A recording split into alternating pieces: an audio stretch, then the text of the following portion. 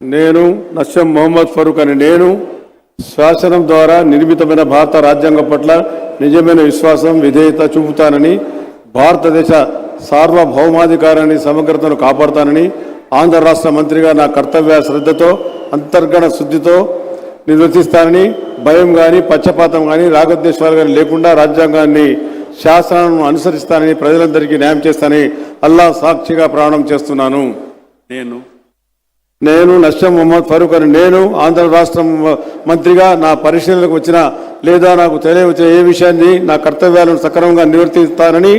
అవసరమైతే అవసరం మేరకు తప్ప ప్రత్యక్షంగా కానీ పరోక్షంగా కానీ ఏ వ్యక్తికి లేదా ఏ వ్యక్తులకు తెలియజేయని లేదా వెల్లడించనని అల్లా సాక్షిగా ప్రమాణం చేస్తా ఉన్నాను.